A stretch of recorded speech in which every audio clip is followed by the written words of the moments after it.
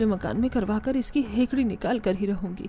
शांति को देखकर आशा फिर से अपनी बेटी के घर जाती है और उसके जाते ही भूमि के ससुराल वाले उसके खाने पीने का अच्छा इंतजाम करते हैं। भूमि बता रही थी आपको बादाम वाला दूध और आलू के पराठे बहुत पसंद हैं। बुरा मत मानना, पर तुम्हारी इतनी तो हैसियत नहीं कि तुम मुझे बादाम वाला दूध दे सको। हो ना हो जरूर तुमने कर्ज लिया होगा और वो कर्ज मेरा दामाद चुकाएगा। ऐसे में भला कैसे मेरी बेटी अमीर होगी? मुझे तो लगता है कि तुम लोग चाहते ही नहीं कि मेरी बेटी दामाद कुछ कर सके। आशा की बात शोभा को काफी बुरी लगती है और वो चुपचाप वहां से चली जाती है, जिसके बाद आशा अपनी बेटी के कान भरने लगती है। देख रही है इन गरीब लोग को कैसे कर्ज लेकर मेरी खातिरदारी कर रहे हैं। तेरा पति सारी उम्र उनके कर्ज को चुकाता रह जाएगा। अब भी मौका है, मान ले मेरी बात।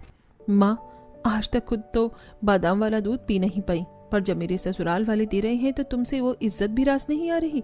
माँ, तुम समझती क्यों नहीं? मैं यहाँ बहुत खुश हूँ। खुश है ना तो पड़ी रहे ही। आशा नाराज वहां से चली जाती है और भूमि से बात बंद कर देती है। समय गुजरता है और एक दिन भूमि दीपक से पैसे मांगती है।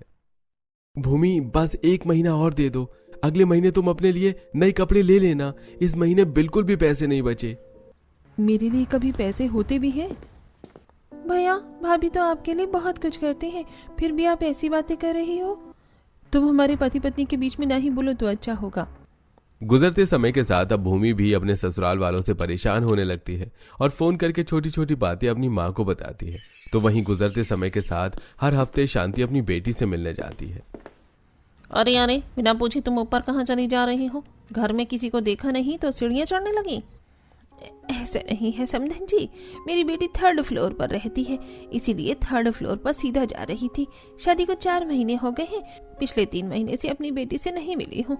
हाँ, तो जैसे आई हो वैसे ही चली जाओ। भूला नहीं हूँ मैं कि आप किस तरह की औरत हैं। शादी के 1 हफ्ते बाद ही कैसे अपनी बेटी के कान भर रही थी आप, याद है कुछ? अतुल की आवाज सुनकर शांति को समय पीछे जाती है, जहां वो अपनी बेटी के साथ उसके 3 मंजिल का घर देख रही होती है। माँ, मैं तुम्हें नीचे से अपना घर दिखाना शुरू करती हूँ। ये हमारा 1st फ्लोर है, इस पर सिर्फ हॉल और ड्राइंग रूम है। आप चलो 2nd फ्लोर पर। निशा अच्छे से अपनी माँ को 1st फ्लोर घुमाकर सीढ़ी चढ़ती हुई 2nd फ्लोर जाती है। अरे बेटा, और कितनी सीढ़ी चढ़नी होगी, मैं तो थक गई। माँ, मेरा और ननन जी का और माँ जी का कमरा तो 3rd फ्लोर पर है। 2nd फ्लोर पर तो हमने रसोई या नौकरों के लिए कमरा बनवा रखा है। अब चलो। हे भगवान, तो थक जाती होगी 3rd फ्लोर पर चढ़कर। अब बस जल्दी से अपने कमरे में ले चल बेटा। हंसते हुए शांति 2nd फ्लोर पर जाती है और अपनी बेटी का पूरा घर देखकर एक बार फिर से सीधी चढ़ती हुई 3rd फ्लोर पर जाती है, जहां वो सभी का कमरा देख अपनी बेटी के कमरे में आराम से बैठती है।